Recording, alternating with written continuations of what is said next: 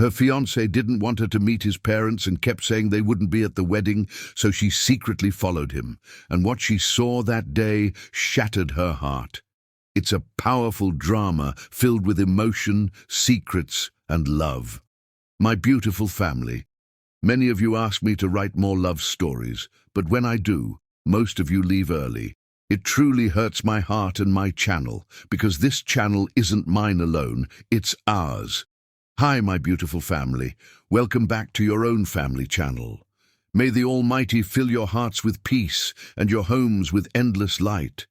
May every woman be honored for her strength, her kindness, and the love that keeps families whole. May every man walk in wisdom, humility, and grace. I pray your days shine with blessings, your nights rest in calm, and your dreams unfold under heaven's gentle hand. May every tear turn into strength, every fear into faith, and every moment bring you closer to joy. If your heart is true, like the video, if your love is real, write, "I am with Mr. Peter." Peggy Anderson had learned to recognize love not by the grand declarations or sweeping romantic gestures that movies promised, but by the small, consistent acts that revealed a person's true heart when they thought nobody was watching closely enough to notice. Darren Short loved her like that, in the quiet spaces between words where truth lived more honestly than in any spoken promise. He loved her in the way he remembered she took 2 sugars in her morning coffee, but preferred it black in the evening because sweetness before bed gave her headaches. He loved her in the way he listened when she talked about her difficult patients at the nursing home. Really listened, instead of just waiting for his turn to speak. Asking follow-up questions that proved he'd absorbed every detail, even when she thought she was just rambling. He loved her in the way he held her at night, his arms wrapped around her like she was something infinitely precious he'd searched for his entire life and finally found when he'd stopped believing such things existed. She hadn't been looking. For love, when it found her, had actually made a kind of peace with the possibility that she might spend the rest of her life alone, that the right person might have passed through her orbit years ago when she was too young or too foolish or too damaged to recognize what stood in front of her. The years had taught her to expect less from people, to accept that everyone arrived in your life carrying baggage you couldn't see until you'd already unpacked your own beside theirs and committed to sharing space in crowded quarters.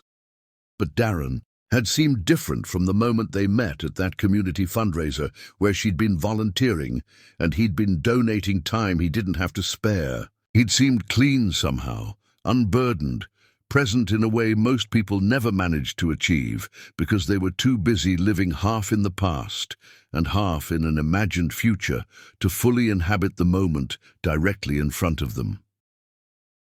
Until she asked about his family, and then everything changed, shifted, revealed fault lines she hadn't known existed beneath the solid ground they'd been building on together. The first time it happened, they'd been together for several months, long enough that meeting parents felt like the natural next step, in a progression that had been moving forward with comfortable inevitability. She'd mentioned it casually over dinner, said something about wanting to meet his parents, maybe having Sunday dinner where both families could blend and get to know each other before the wedding they'd started talking about in that tentative way people do when they're testing whether their private hopes align with another person's private dreams. She'd watched his face change in that moment, watched something behind his eyes shut down like a door, closing in a house she'd thought was completely open to her, all rooms available for exploration. "They won't be at the wedding," he'd said, his voice carrying that particular gentleness people use when they're trying to soften a blow they know will hurt, regardless of how carefully they deliver it. Why not? Are they out of the country, unable to travel? "I don't have a relationship with them anymore, haven't for a long time.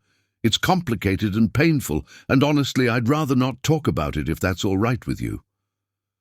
She'd wanted to ask more, wanted to understand what could sever a parent from a child so completely that the child would eliminate them from the most important day of their life.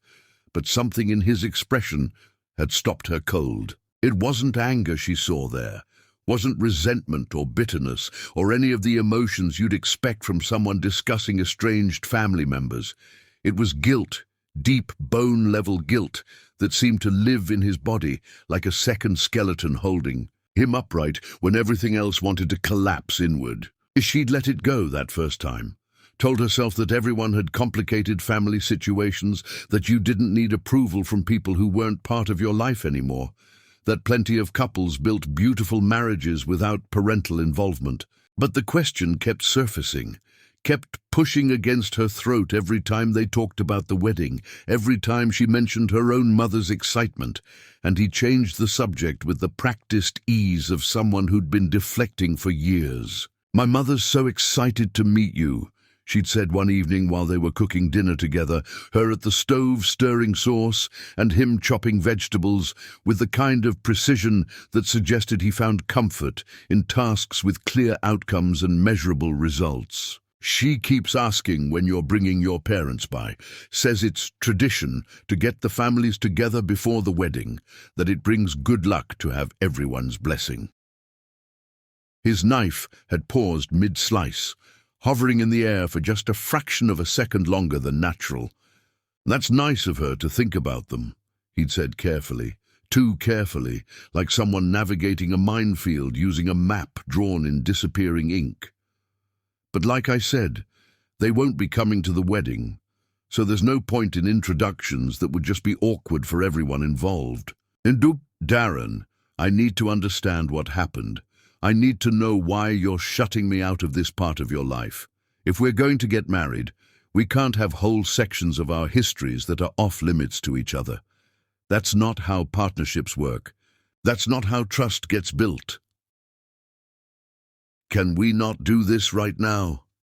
His words had come out sharper than she'd ever heard him speak, and immediately his face had crumpled with regret that looked genuine and devastating in equal measure. "I'm sorry. I didn't mean to snap at you.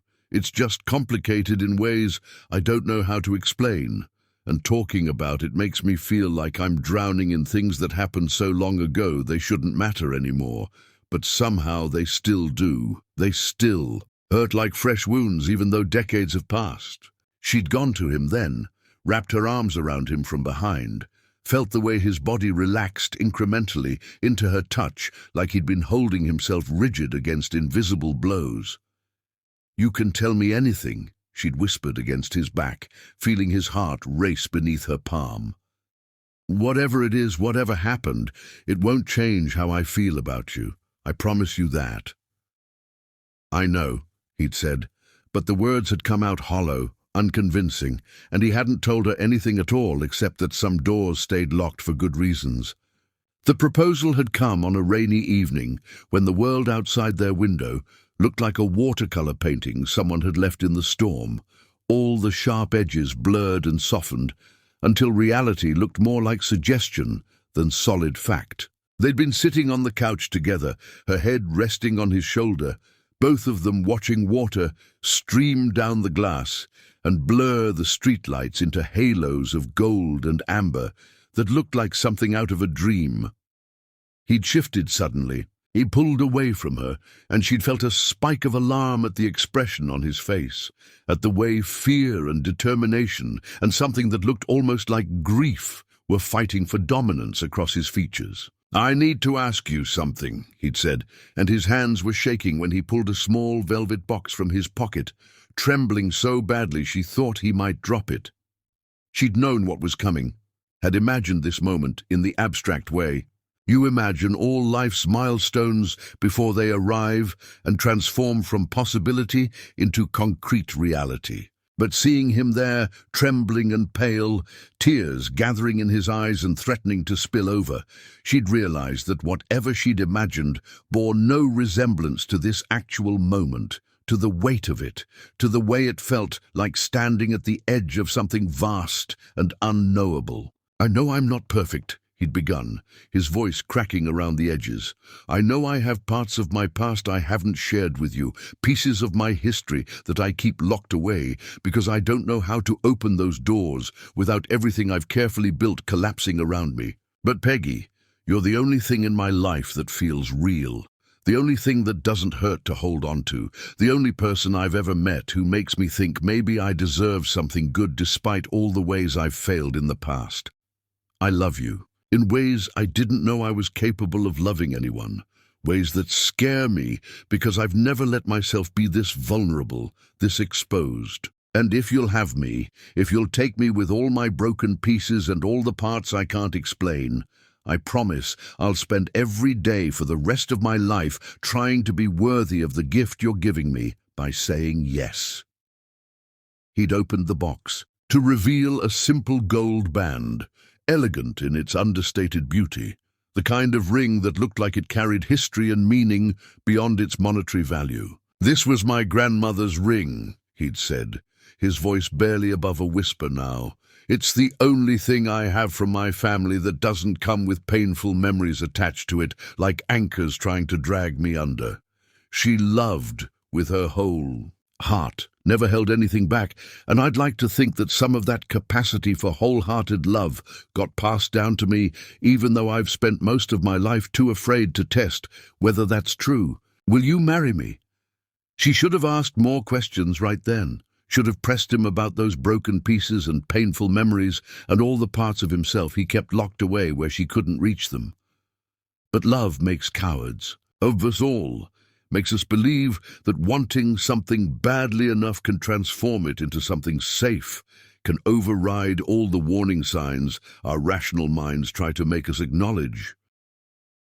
"Yes," she'd said, watching relief and joy and that same inexplicable guilt chase each other across his face like clouds racing across a stormy sky. "Yes, I'll marry you." He'd slipped the ring onto her finger with hands that wouldn't stop shaking, and when he'd kissed her, it had tasted like salt from tears. She wasn't sure were his or hers, or some mingling of both their grief and joy, combining into something neither could parse individually. They'd celebrated with champagne and phone calls to friends who screamed their congratulations through the line. And later they'd fallen into bed together with the desperate intensity of people who've just made an irrevocable choice and need to seal it with their bodies before their minds can intervene with second thoughts and rational objections. But much later that night, after the champagne buzz had faded, and the adrenaline of life-changing decisions had drained away, leaving only exhaustion behind, she'd woken to find him sitting on the edge of the mattress with his head in his hands. His whole body curved inward, like he was trying to make himself smaller, less visible to whatever ghosts were haunting him in the darkness. "Darren," she'd said softly, reaching for him across the sheets, still warm from where his body had been. He'd startled like she'd caught him doing something forbidden. Something shameful he'd never wanted her to witness. "Go back to sleep." "I'm fine. Just needed some water." But he wasn't fine, and they both knew it. She could see it in the curve of his spine, in the way his shoulders rolled forward like he was trying to protect his chest from blows he knew were coming. "Come back to bed," she'd said, patting the space beside her. "Whatever you're thinking about, it can wait until morning." He'd lain down beside her, let her pull him close, but she'd felt the tension in every muscle, felt the way he held himself separate even while pressed against her, like part of him was already leaving even though his body remained. "I love you," he'd whispered into the darkness, his breath warm against her neck. "I love you more than I've ever loved anything." "I love you too," she'd answered, meaning it with every cell in her body. "I'm sorry," he'd said then, so quietly she almost didn't hear it. "For what?" But he'd already closed his eyes, retreated into whatever private hell he visited when he thought she wasn't watching closely enough to see where he really went. And she'd been left holding him while wondering what apology he owed her that she hadn't yet discovered she needed to receive. The wedding planning had started with joy that slowly, inexorably, curdled into confusion and then concern and finally fear. Every time she brought up guest lists, he'd redirect the conversation. Every time she mentioned his family, even in passing, his face would take on that expression she'd come to dread, that mixture of pain and shame that suggested he was drowning in something she couldn't see and didn't know how to help him escape. Her mother had noticed the strangeness too. had commented on it with increasing frequency and concern. "He seems like a good man," Lorraine had said one afternoon, too carefully, like someone handling explosives that might detonate with rough treatment. "But there's something he's not telling you, baby. Something big. I can see it in his eyes when he thinks nobody's watching him. Everyone has secrets, Mama. Everyone has parts of their past they're not proud of. Not everyone has secrets that look like that make them flinch when you ask simple questions about where they came from." Peggy had wanted to defend him, wanted to insist that whatever he was hiding didn't matter, because love was supposed to overcome everything, supposed to be strong enough to bridge any gap. But deep down, in that place where truth lives, regardless of how deeply you bury it or how many lies you pile on top to keep it contained, she'd known her mother was right. Something was coming, something that would change everything, and she could feel it approaching, like a storm building on the horizon. Dark clouds gathering, wind picking up, that electric charge in the air that tells you to seek shelter because what's coming will be too powerful to stand against in the open. She just hadn't known that when it finally arrived, when the storm finally broke and the truth came pouring out like rain that wouldn't stop. It would tear apart not just her relationship with Darren, but the very foundation of everything she thought she knew about her own family, her own history, her own place in a story that had started long before she was born. Chapter 2. The Mother Who Saw Ghosts. Lorraine Anderson had always been the kind of woman who spoke her mind without hesitation or apology, who filled rooms with her opinions and her laughter and her absolute certainty about how the world worked and how people should treat each other. She'd raised Peggy alone after Peggy's father had walked out, when Peggy was barely old enough to form memories of him, and she'd done it with a fierce determination that bordered on defiance, as if single motherhood was a challenge she'd decided to master just to prove all the doubters wrong. But from the moment Peggy had brought Darren home for dinner, something in Lorraine had gone quiet in a way that felt fundamentally wrong, unnatural, like watching a river suddenly stop flowing mid-current because something downstream had broken and dammed it up. She'd met him at the door with that strained smile people wear when they're trying to pretend everything's fine while their internal world is collapsing. And throughout that entire first meal she'd barely spoken except to offer more food or ask the kind of generic questions people use to fill awkward silences they don't know how to navigate, Peggy had noticed immediately. Because her mother had never been quiet, had never been one to let uncomfortable moments stretch out when she could fill them with chatter or questions or observations about everything and nothing. But that night, she'd just sat there pushing food around her plate, her eyes fixed on Darren with an intensity that bordered on obsession, studying him like he was a puzzle she was trying to solve with increasingly desperate concentration. Whenever Darren looked away, whenever his attention shifted to his plate or to Peggy or to anything else in the room, Lorraine's gaze would lock onto his profile with an expression Peggy couldn't quite identify. It wasn't simple disapproval or the normal maternal skepticism you'd expect from a mother sizing up her daughter's new boyfriend. It was something deeper, more visceral, something that looked disturbingly close to recognition mixed with horror. Like she was seeing something that shouldn't exist in the physical world, something that violated her understanding of what was possible. She'd studied the shape of his nose, the angle of his jaw, the way his hair fell across his forehead when he leaned forward to emphasize a point in whatever story he was telling. Her eyes would trace the lines of his face with an almost manic attention to detail, like she was trying to memorize every feature or maybe trying to convince herself that what she was seeing wasn't real, that her eyes were playing tricks on her, and if she just looked hard enough, the illusion would break and she'd see someone else entirely. "He seems nice enough," Lorraine had said after Darren left, but the words had come out mechanical and rehearsed, like she'd practiced saying them but couldn't quite infuse them with the warmth they required to sound genuine.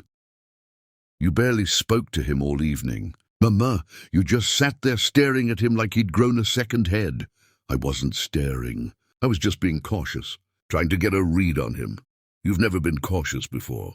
When I brought James home, you talked his ear off for 3 hours straight, told him your whole life story before dessert was even served. You couldn't stop telling me what a good man he was, how you just knew we'd be happy together.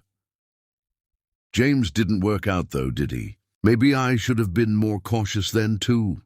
That's not the point, and you know it. Something about Darren bothers you, and I need to know what it is, because if there's something wrong with him, something I'm not seeing, then as my mother you have an obligation to tell me.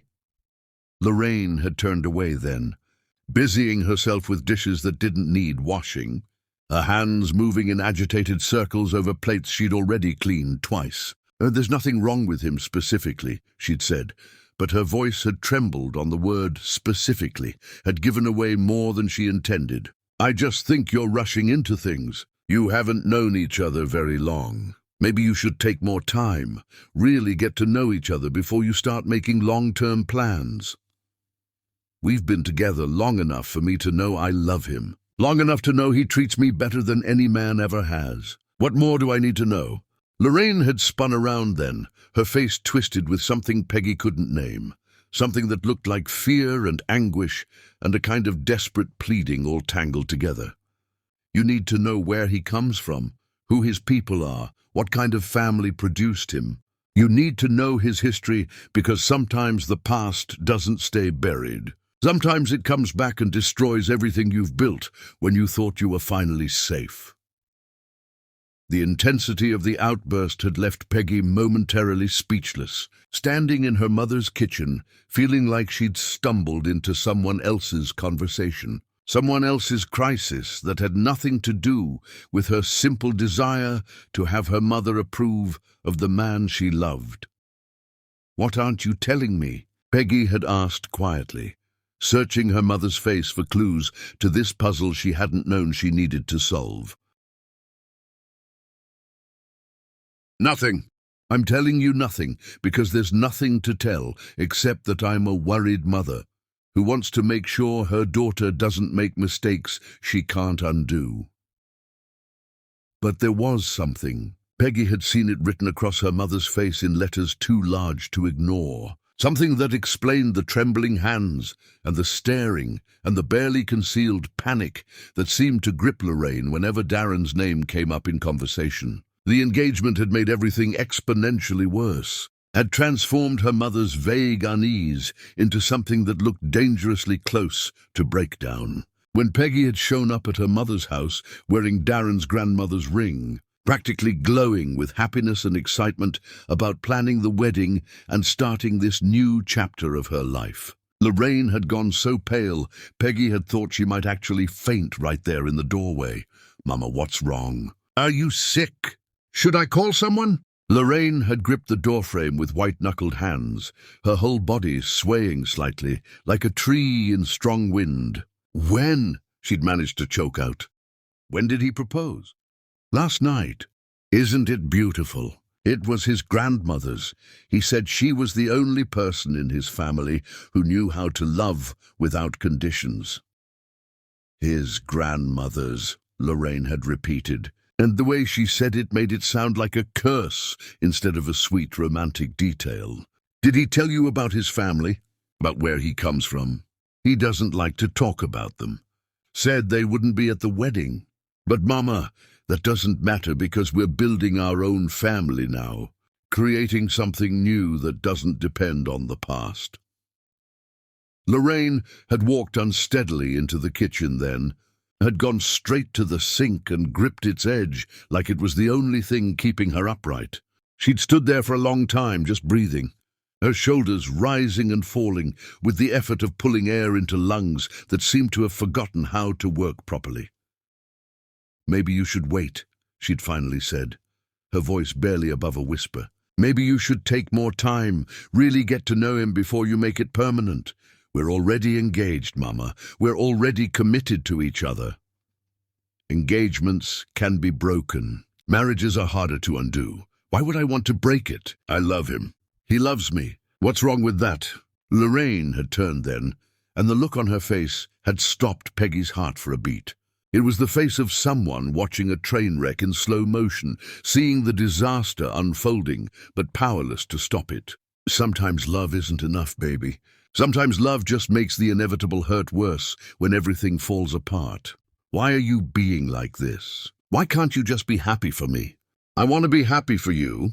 God knows I want that more than I want my next breath. But every time I look at him, I see... She'd cut herself off abruptly, pressed her lips together so hard they'd gone white, like she was physically holding words inside that wanted desperately to escape. See what, Mama? What do you see when you look at him? Nothing. Forget I said anything. I'm just being an overprotective mother having trouble accepting that her baby girl is all grown up and leaving. But it wasn't that, and they both knew it. This was something else entirely, something bigger and more terrifying than normal maternal concern. Over the following weeks, Lorraine's behavior had gotten increasingly strange, increasingly difficult to explain away as simple wedding jitters or empty nest anxiety. She started finding excuses not to be around when Darren visited, would suddenly remember errands she urgently needed to run, or friends who desperately needed her company right at that exact moment. The woman who'd spent Peggy's entire childhood being over-involved in every aspect of her daughter's existence, who'd shown up uninvited to school events and volunteered for every committee and inserted herself into every decision, was now actively avoiding the most important relationship in Peggy's life. The worst moment had come when Peggy brought over wedding magazines and venue photos, excited to share the planning process with her mother the way she'd always imagined she would when this day finally came. They'd been sitting at Lorraine's kitchen table, Peggy chattering about flower arrangements and color schemes and all the tiny details that seemed monumentally important when you were building toward the biggest day of your life. When she'd pulled out a photo of Darren standing in front of a small chapel they were considering for the ceremony.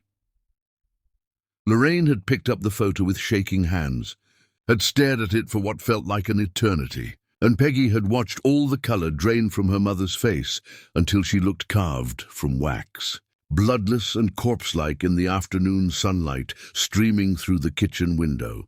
"Mama, what's wrong?" No response. Her mother just kept staring at that photograph, her eyes fixed on Darren's face with an expression that cycled rapidly through shock and recognition and grief and something that looked disturbingly like guilt. "Mama, you're scaring me!" "Talk to me." Lorraine had stood abruptly then, knocking her chair backward with a crash that made Peggy jump. "I need some air," she'd said, her voice coming out strangled. "It's pouring rain outside. I don't care. I can't breathe in here." She'd walked out onto the back porch and stood in the downpour, letting rain soak through her clothes and plaster her hair to her skull, while Peggy watched through the window, terrified and confused and completely lost about what was happening to the woman who'd raised her. When Lorraine finally came back inside 15 minutes later, drenched and shivering, her eyes had that hollow look people get when they've seen their worst nightmares made flesh and realized there's no escape. "This can't be happening again," she'd whispered. So quietly, Peggy almost didn't catch the words. "Please God, don't let this be happening again." "What can't be happening again?" "Mama, please, you're terrifying me." "What's going on?" Lorraine had looked at her then, with eyes full of decades-old pain, had reached out and cupped Peggy's face in her cold, wet hands.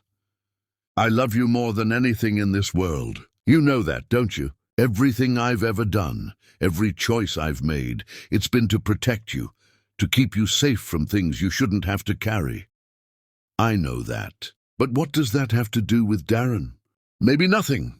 Maybe everything. I don't know yet. I need time to think." But she wouldn't explain further, wouldn't give Peggy anything except cryptic warnings and fear that seemed to age her visibly, carving new lines into her face and dimming the light behind her eyes. Peggy had left her mother's house that day feeling like the ground beneath her feet was developing cracks she couldn't see but could definitely feel spreading, growing wider, threatening to open up and swallow everything she thought was solid and reliable. Something was terribly wrong, something that connected her mother and Darren in ways neither of them would acknowledge. And Peggy was starting to realize that whatever that something was, It had the power to destroy everything she thought she was building toward. She just had no idea how right that premonition would turn out to be. Chapter 3. The Secret Journey. Darren had kissed her goodbye the night before with particular tenderness, had held her face in his hands and looked at her like he was memorizing her features in case he never saw them again. He'd told her he had to drive out to meet with a client, an elderly woman who needed help with the legal paperwork for selling her house. Routine work that would take most of the day, but nothing for her to worry about. She'd believed him because she wanted to, because their relationship had been built on trust, even though that trust was feeling increasingly fragile, cracking under the weight of all the things he wouldn't tell her, all the questions he kept deflecting. But she'd believed him, because the alternative meant accepting that the man she'd agreed to marry was lying to her face, and she wasn't ready to live in that reality yet. But when she'd woken in the darkness before dawn, her bladder insisting she get up despite her desire to stay burrowed in warm blankets, she'd padded to the bathroom and happened to glance out the window that overlooked the street. She'd seen Darren's car pulling away from the curb with its headlights off, moving slowly and carefully, like someone who very much did not want to be seen or followed. The digital clock in the bathroom had shown a time far earlier than he'd said he needed to leave, hours before any reasonable person would start a workday, even if they had a long drive ahead of them. Peggy had stood at that window with her heart hammering against her ribs, watching his taillights disappear around the corner, feeling intuition scream warnings she didn't want to acknowledge. She'd told herself there were innocent explanations, that maybe he couldn't sleep and decided to get an early start, that maybe he'd gotten his times confused, or traffic was unpredictable, or any of a dozen reasonable justifications that would make this midnight departure make sense. But she'd gotten dressed anyway, moving quietly through the dark apartment, grabbing her keys and her phone and a jacket, because the pre-dawn air still carried winter's chill. She'd left a light on, so he wouldn't come home to darkness and worry. And then she'd followed him, keeping several car lengths back, terrified of being spotted, but more terrified of not knowing where he was really going when he thought she wasn't. Watching, they'd driven for hours as the sun came up and painted the sky in shades of pink and gold that would have been beautiful if Peggy's stomach hadn't been twisted into knots so tight she felt nauseated. They left the city behind, passed through suburbs that gradually gave way to rural landscapes that looked forgotten by time and progress, places where the modern world had swept through decades ago and then moved on without looking back. The towns they passed had the worn, defeated look of places that had once mattered but no longer did, that had lost whatever industry or importance had sustained them and now just existed in a kind of limbo, too stubborn to die but too depleted to really live. Empty storefronts with faded signs advertising businesses long closed.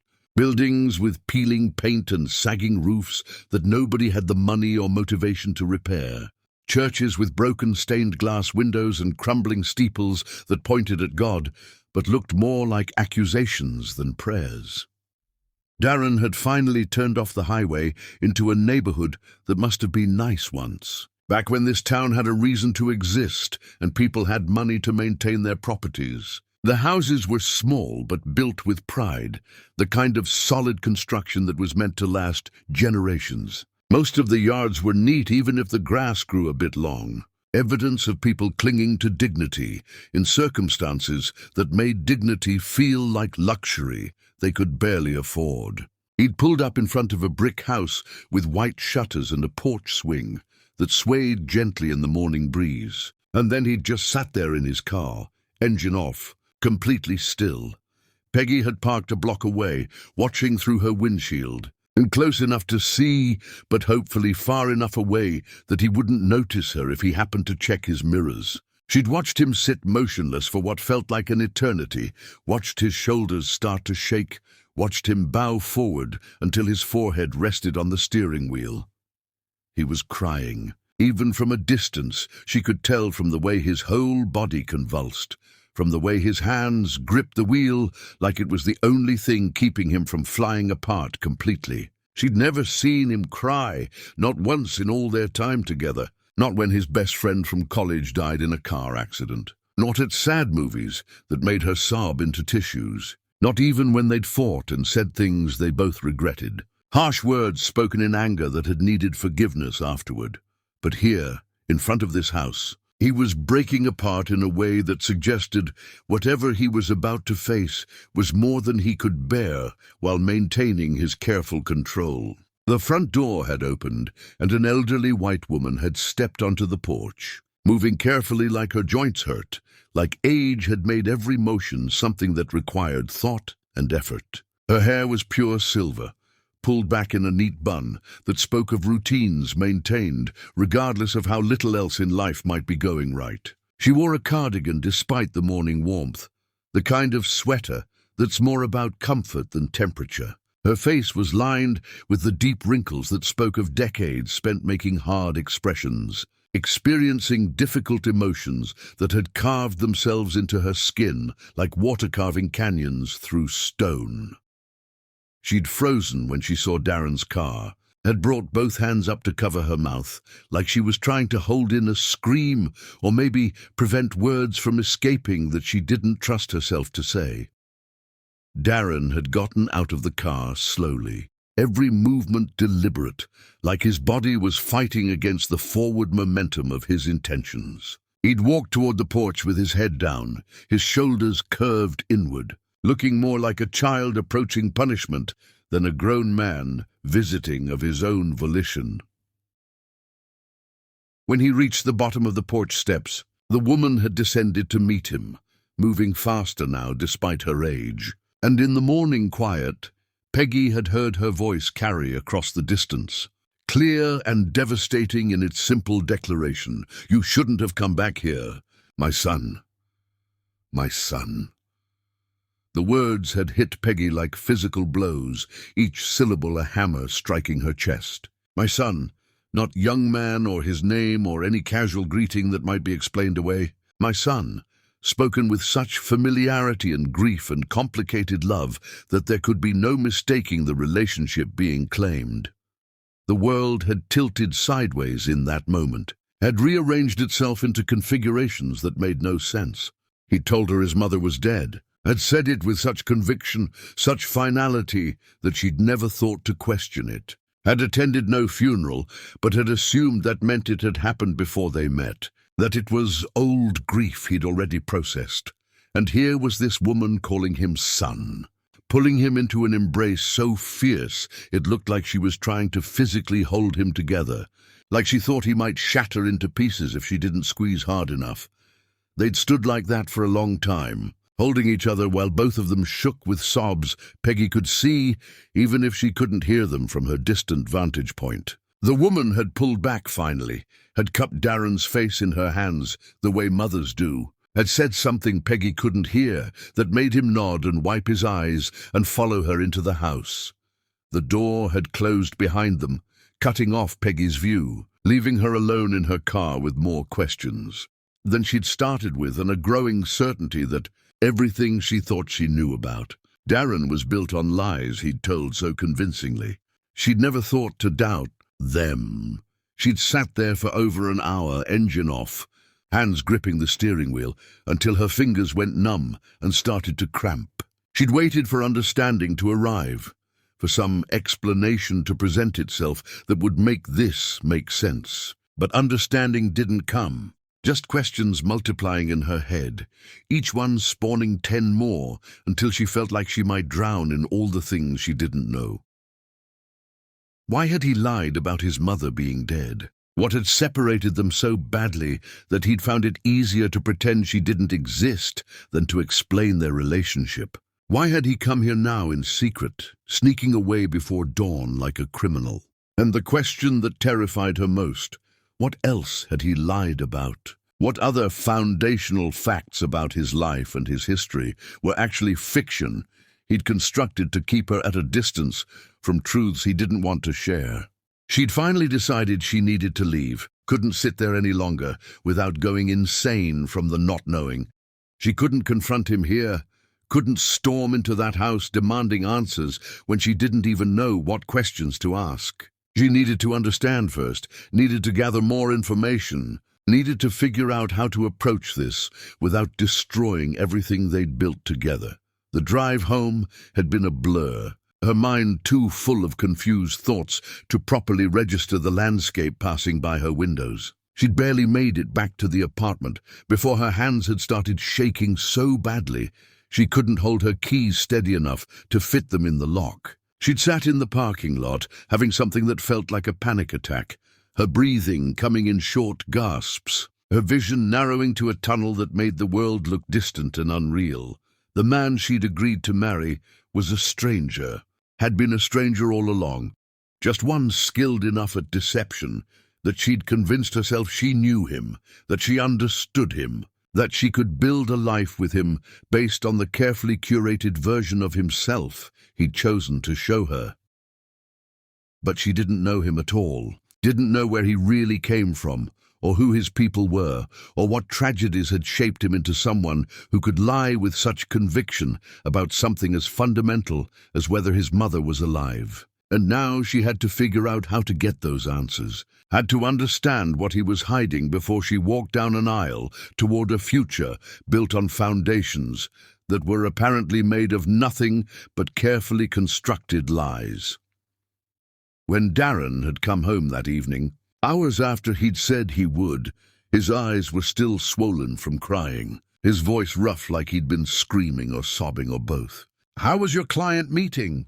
she'd asked, hating herself for the question but needing to see if he would compound the lie, if he would keep building this false reality he'd constructed around their relationship. Fine, just took longer than expected. You know how it is with elderly people. They want to talk about things that have nothing to do with why you're there. Hard to keep them focused. He'd kissed her forehead, had headed for the shower, had left her standing in the living room, feeling like the floor was disintegrating beneath her feet. Like any moment now, she would fall through into darkness that had been there all along, hidden just below the surface she'd thought was solid ground. That night, she'd lain awake beside him, listening to him breathe, studying his profile in the darkness, wondering who he really was and whether she'd ever actually known him at all. Chapter 4. The photograph that changed everything. Peggy couldn't stop thinking about the woman's face. Couldn't shake the feeling that she'd seen those features before, even though she'd never met Darren's mother, had never even known she existed, until she'd watched that devastating reunion in front of the brick house with white shutters.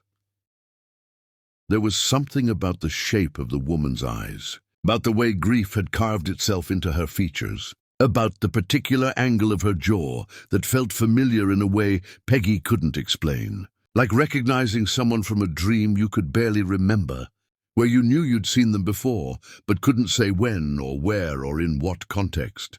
She'd tried to convince herself she was imagining it, that betrayal and shock were making her see connections that didn't exist, patterns that were just her brain trying to make sense of chaos by imposing order where none existed. But the feeling wouldn't leave, just kept gnawing at her like hunger, insisting she was missing something obvious that was hiding in plain sight. Her mother had been acting strange since the engagement, looking at Darren like she'd seen a ghost, flinching every time his name came up in conversation. And now Peggy had discovered Darren had been lying about his family, had a living mother he visited in secret while telling everyone she was dead. The pieces wouldn't fit together yet, but Peggy knew they would eventually, knew that somehow her mother's inexplicable fear and Darren's carefully constructed lies were connected in ways she needed to understand before she could move forward with anything. She'd called her mother with a flimsy excuse about needing to borrow a serving dish for a dinner party she wasn't actually having. Lorraine hadn't questioned it, had just said she'd be at the hospital working late, that Peggy should let herself in.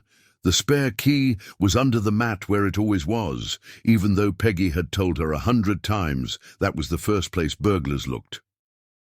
perfect. Hours of unsupervised access to whatever secrets her mother had been keeping locked away.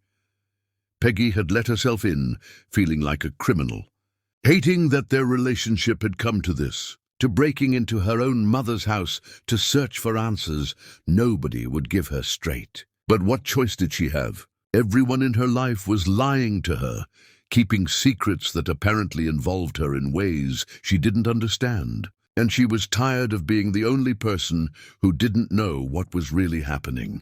She'd known where to look without really thinking about it. Her mother kept the past in the attic, stored in boxes and trunks that held decades of accumulated life. Photographs and documents and memories preserved like specimens in formaldehyde. Dead things kept in jars where they couldn't decay or change or be lost to time's inevitable erosion. The attic stairs had creaked under Peggy's weight, each step announcing her presence to an empty house that judged her anyway. Dust motes danced in the light from the bare bulb, swirling in patterns that looked almost deliberate. Everything smelled like old paper and cedar, and time itself if time had a smell, which Peggy was starting to think it did. She'd started methodically, opening boxes one by one, looking through photo albums that chronicled a life she'd thought she understood. Family gatherings where everyone smiled at the camera even when you knew they'd been fighting just before the picture was taken. Holidays celebrated with traditions that felt meaningful at the time, but looked hollow in retrospect. School pictures, where Peggy's changing face marked the passage of years like rings in a tree trunk, each one slightly different from the last, until you couldn't recognize the child who'd started the sequence. Most of it was familiar, the documented evidence of the life she'd lived and her mother had carefully preserved. But then she'd found the wooden box, pushed far back under the eaves like someone had wanted it out of sight, but not completely inaccessible. Hidden but not destroyed. It had been locked, but the key hung on a small chain attached to the latch, suggesting her mother wanted it secured but not impenetrably so. Protected but not forbidden, preserved but available for those who knew where to look and had reason to go searching. Inside were photographs Peggy had never seen, images that showed a younger version of her mother living in what looked like an entirely different lifetime. Unlined and radiant, her face full of hope and joy that looked untempered by the disappointments that would come later. In most of the photos she was with another woman, white with kind eyes and an easy smile, and the two of them looked inseparable in the way only true friends can achieve. Arms around each other's shoulders, heads tilted together conspiratorially, the body language of people who knew each other's secrets and kept them gladly, who trusted each other with the parts of themselves they showed to nobody else. Peggy had gone through the photos one by one, studying the evolution of the friendship documented in casual snapshots and formal portraits. The two women at what looked like a barbecue, both of them laughing at something off-camera. The two women sitting on front porch steps, coffee mugs in hand, faces turned toward each other in conversation. The two women at what might have been a baby shower, surrounded by presents wrapped in pastel paper and tied with elaborate bows. But it was one specific photograph that had made Peggy's hands start shaking so badly she'd almost dropped it. The two women sat side by side on a porch swing, both of them heavily pregnant, their bellies round and pronounced beneath summer dresses that looked homemade, carefully stitched. They were laughing at something, genuine joy written across both their faces. Her mother's hand rested on the white woman's belly. The white woman's hand rested on her mother's, a gesture of shared experience, of joy multiplied by being experienced together, a friendship deep enough that even their children would be born as siblings in all but blood. Peggy had stared at that white woman's face until the features burned themselves into her memory with perfect clarity, and even though she'd only seen the aged version once, from a distance, she'd known with absolute certainty that this was the same person who'd embraced Darren that morning. This was his mother, decades younger, decades before grief carved canyons into her face, but unmistakably the same woman. Her mother and Darren's mother had known each other. More than known. had been close enough to document their friendship in dozens of photographs, close enough to be pregnant at the same time, to celebrate that pregnancy together, to plan for a future where their children would grow up side by side. What had happened to destroy that closeness? What tragedy had been powerful enough to transform those smiling women into strangers who pretended not to know each other, who couldn't even acknowledge the other's existence without visible pain? Beneath the photographs, wrapped in tissue paper that had yellowed and become brittle with age, was a newspaper clipping that fell apart slightly when Peggy unfolded it. The paper had the particular texture of something that had been handled many times, creased and recreased, read and reread, until the words were nearly worn away. The headline, in the bold typeface newspapers used for tragedy, read, "Tragic fire claims life of young mother, child missing." Peggy's vision had blurred as she read the article, tears gathering even though she didn't fully understand yet what she was reading, her body responding to tragedy before her mind had fully processed the details. The writing was frustratingly vague, dancing around specifics with the careful language journalists use when facts are scarce or potentially actionable, when saying too much might invite lawsuits or reveal things that were meant to stay hidden. It mentioned two families who'd lived as neighbors in a tight-knit community, two mothers who'd been raising their children together, who'd been known locally for their friendship that crossed racial lines in a time and place where such friendships required courage. A fire that had started in the middle of the night, cause undetermined. One woman found dead, though the article didn't specify how she died or even which woman it had been. One child lost in the flames, body never recovered in the aftermath, despite extensive searching through the ruins. The other woman and child had disappeared the same night. The article said their whereabouts unknown, though it was assumed they'd left the area to escape the trauma of what had happened. No names were mentioned, just vague references to the families and the community and local residents who were all devastated by the tragedy. But at the bottom of the article, in the section that listed where this had happened, Peggy had found the name of the town, and recognition had struck her like lightning, had illuminated connections she'd been too blind to see. It was the same town where Darren's mother lived, the same place Peggy had followed him to that morning, the same forgotten corner of the world where time seemed to have stopped decades ago. Peggy had sat back on her heels, newspaper clutched in trembling hands, trying to make sense of what she was learning. Her mother and Darren's mother had been best friends, close enough to document their bond in photograph after photograph. They'd been pregnant at the same time, had planned to raise their children together. And then something terrible had happened. A fire that killed one woman and one child, and in the aftermath, the friendship had been destroyed so completely that neither woman could acknowledge it had ever existed. Why hadn't her mother ever mentioned this? Why had she hidden these photographs like evidence of crimes, tucked them away in a locked box under the eaves where nobody would stumble across them accidentally? Why had she reacted with such visceral horror when Peggy brought Darren home, unless she'd recognized something in his face, seen the ghost of her lost friend reflected in features that proved he was that woman's son? Peggy had needed answers with an urgency that felt physical, that made her chest tight and her breathing shallow. She'd carefully returned everything to the box except the newspaper clipping and the photograph of the two pregnant women. Those she'd put in her purse, evidence she could show Darren, proof that she knew he'd been lying, that she'd discovered the connection neither of them had revealed. She'd climbed down from the attic, locked the house behind her, driven home in a daze that made the world look distant and unreal, like she was watching everything through thick glass that muffled sound and distorted vision. That evening, when Darren came home from wherever he'd really been, she'd been sitting at the kitchen table with the photograph and the article laid out in front of her, like evidence in a trial where he was the defendant and she was judge. Jury and executioner all rolled into one. He'd walked in smiling, had started to ask about her day, And then he'd seen what was on the table, and all the color had drained from his face in an instant, leaving him looking pale and sick and cornered.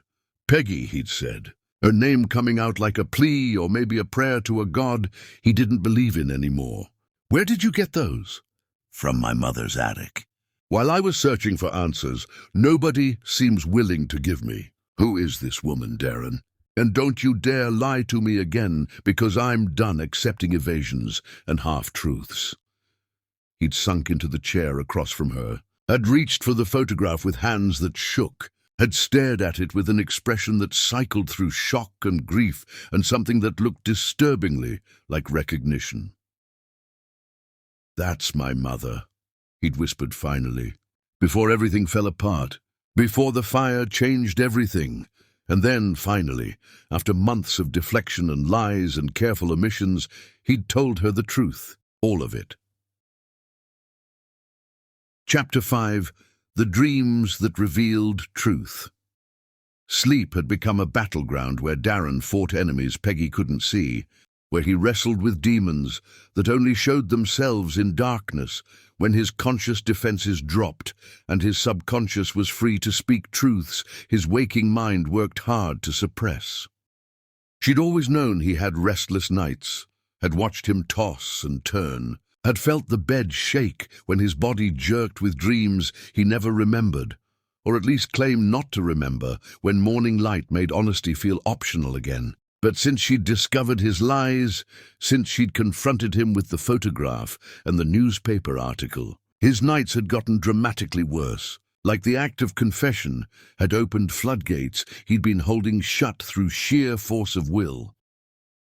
The first time she'd heard him actually speak coherently in his sleep, she'd thought he was awake, that he'd woken from a nightmare and was processing it out loud the way people sometimes did when reality and dream were still tangled together. His voice had been so clear, so full of conscious anguish, that it didn't sound like the mumbling people usually did when sleep-talking.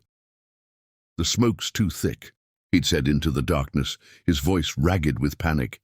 "I can't see anything. Can't see my hands in front of my face. Where are you? Call out so I can find you." She'd reached for him instinctively, touched his shoulder to let him know she was there, that he wasn't alone, even if whatever nightmare held him made him feel isolated. He jerked away from her touch violently, his body rigid with tension, still completely trapped in whatever scenario his sleeping mind was forcing him to relive. "I have to go back in," he'd continued, his words tumbling out in desperate fragments. "She's still in there." "I can hear her crying, but I can't tell which direction it's coming from. The smoke makes everything sound wrong, like voices are coming from everywhere and nowhere. I have to save her. I have to try." "Darren, wake up," Peggy had said quietly, her own heart racing now, fear spreading through her chest like cold water. "You're dreaming. Wake up and come back to me." But he hadn't woken, had just kept talking, his narrative becoming more frantic as whatever dream fire he was trapped in spread and intensified. "Mom, I'm trying," he'd said, and hearing him use that word, hearing the child's voice underneath the man's, had made Peggy's throat tighten with tears. The door's locked from the outside. "I don't understand. Why would the door be locked? We need to get in. We need to get her out. Mom, please, I can hear her screaming now. She's so scared. We have to help her. Wake up," Peggy had said more urgently, shaking him harder now, needing him to escape whatever hell he was trapped in. "Come back to me. You're safe. You're in our bed. There's no fire. Wake up." His eyes had snapped open finally, wild and unfocused, looking around the room like he didn't recognize where he was or how he'd gotten there. Sweat had soaked through his shirt, had plastered his hair to his forehead. Tears streamed down his face, though he didn't seem aware he was crying. "Peggy," he'd said, his voice hoarse and confused. "What happened?" "Oh, you were having a nightmare. Talking in your sleep about a fire, about someone locked in a room." His whole body had tensed at her words, muscles going rigid like he was preparing for a physical blow. "What did I say exactly? Tell me word for word what you heard. You were talking about smoke, about trying to save someone. You kept saying you could hear her crying, that the door was locked. You called out to your mom, said you couldn't get in. He'd closed his eyes, leaned his head back against the headboard, his chest rising and falling with breaths that came too fast, too shallow, like he was having trouble getting enough air. Her name was Darlene, he'd said finally, the words coming out flat and dead. My twin sister. She died in the fire that the newspaper article mentioned. She was 3 years old, same as me. We were born 3 minutes apart. She came first, made sure it was safe for me, and then I followed. That's what my mother always said, that even as a baby, Darlene was protecting me, making sure I'd be okay. Peggy had felt her heart break for this man she loved, for the child he'd been, for the loss that had shaped every day of his life since. I'm so sorry, she'd whispered, reaching for his hand in the darkness. He'd let her take it, but his fingers had stayed limp, unresponsive, like he wasn't really there despite his body's presence. I don't remember her, he'd continued, his voice carrying that peculiar distance people get when they're speaking truths they've buried so deep that excavating them requires traveling to places inside themselves they usually avoid. Not really, just fragments that might be real memories, or might be things my mind invented based on photographs and stories. A laugh that sounded like bells, hands that were always sticky from whatever she'd been eating. The way she'd hold onto my shirt when she got scared, like as long as we were touching, nothing bad could happen to either of us. After that night, Peggy had started staying awake deliberately, fighting her own exhaustion to watch for the moment when his breathing would change, and the nightmares would begin their nightly siege. She'd witness him relive the fire over and over, each iteration slightly different, but the core horror always the same. Smoke and screaming and locked doors, and the sister he couldn't save, no matter how hard Dream Darren tried. No matter how many times his sleeping mind replayed that night, hoping for a different outcome that never came.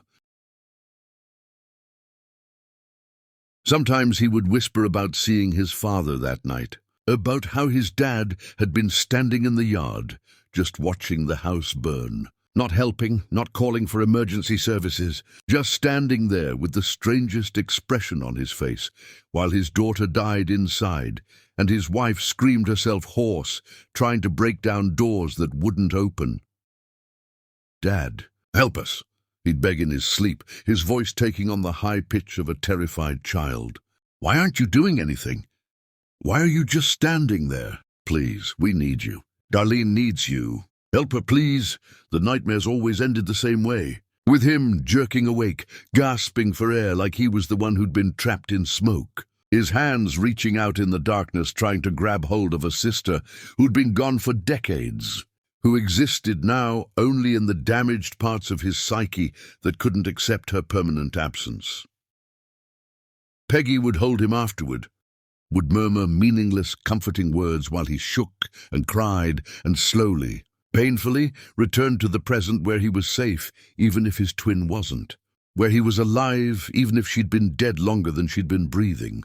One particularly bad night, maybe a week after he'd finally told her about Darlene, after he'd explained how his mother had saved him but couldn't reach his sister, how the fire had taken her and left only ash and grief behind. He'd thrashed so violently Peggy had been genuinely worried he'd injure himself. I can see her through the window, he'd said, his voice rising toward hysteria. She's right there. She's looking at me. She's calling my name. Why can't I break the glass? Why won't it break, no matter how hard I hit it? Darlene, I'm trying. Please don't stop looking at me. Please don't give up. His fists had pounded against the mattress, like he was striking glass that wouldn't shatter. Blow after blow that would leave bruises tomorrow.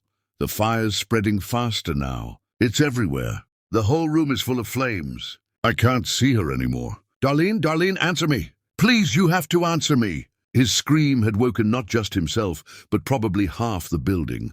A sound of such pure anguish, it barely sounded human. He'd come awake sobbing, his face buried in his hands, his whole body convulsing with grief that was somehow still fresh despite decades of distance. She called my name, he'd gasped out between sobs. In the dream, I mean. Maybe in real life too, I don't know. My memories from that night are so fragmented, so tangled up with what people told me later, and what I've imagined to fill in the gaps. But I have this feeling, this certainty, that won't leave me alone. That she called for me and I couldn't reach her. That the last thing she felt was abandoned by the person who was supposed to be her other half. You were 3 years old, Peggy had reminded him gently, holding him as tightly as she could. You couldn't have saved her. That was your parents' job, not yours. You were a baby yourself. I know that logically, he'd said, his voice muffled against her shoulder. But it doesn't matter what I know. The guilt doesn't care about logic. It just sits there in my chest like a stone I swallowed that never breaks down, never gets digested, just stays heavy and sharp forever. The worst revelation had come gradually over multiple nightmares. Piecing together fragments, he mumbled in his sleep until the full picture emerged in devastating clarity. His father, the man who should have been saving his family, had been standing in the yard watching the house burn. Darren's sleeping mind kept returning to that image, kept trying to understand why his father wasn't helping, why he seemed almost calm while his wife screamed and his daughter died. Why aren't you doing anything? Dream Darren would ask his absent father over and over. Why are you just watching? Do something, save her. What's wrong with you? And slowly, through the accumulation of nightmare fragments, Peggy began to understand that maybe Darren's father hadn't just failed to save Darlene. Maybe he'd been the reason she couldn't be saved. Maybe those locked doors his sleeping mind kept circling back to hadn't been locked by accident. Maybe someone had locked them deliberately while the house burned and a child screamed for help that never came. Chapter 6. The Confrontation Without Answers. Peggy showed up at her mother's house on Sunday afternoon with the photograph and newspaper article gripped in her hand. She didn't call ahead, didn't give Lorraine warning or time to prepare excuses. She just walked through the front door and found her mother standing in the kitchen, frozen at the sink, like she'd been expecting this moment for weeks. "We need to talk," Peggy said, dropping the evidence on the kitchen table with enough force to make the wood creak. "Right now, no more deflecting, no more cryptic warnings, no more protecting me from information you think I can't handle. I need the truth about your relationship with Darren's mother, about what happened with that fire, about why you've been looking at him like you've seen death walking since the moment I brought him home." Lorraine turned around, and what struck Peggy most wasn't surprise on her mother's face, but relief, like she'd been holding her breath underwater for decades and was finally being allowed to surface. Her shoulders sagged, her hands gripped the counter edge, and when she spoke, her voice came out hollow. "You found the box." "I found the box. I found pictures of you and some woman looking like sisters. I found an article about a fire that killed someone and destroyed a child, and I followed Darren to that town and watched him cry in the arms of his mother, the one he told me was dead. So you're going to explain right now how my fiancé's family tragedy connects to you in ways neither of you bothered to mention." Lorraine moved to the table and sat down hard, like her legs had stopped working properly. When she looked up at Peggy, tears were already gathering in her eyes, but she blinked them back with visible effort. "Her name is Ruth Short. We were best friends. More than best friends, really. We were sisters in every way that mattered except blood. This was back when I first moved to that town for a nursing job, young and terrified and trying to make it in a place where being black meant people assumed things about you before you even opened your mouth. Ruth was different from the start. She invited me to her porch that first week, shared her coffee, treated me like a person instead of a category she needed to file away in her head." Peggy pulled out a chair and sat down across from her mother, her anger shifting into something more complicated as she realized this story was going to hurt more than she'd anticipated. "We became inseparable," Lorraine continued, her voice taking on the distant quality of someone traveling backward through time.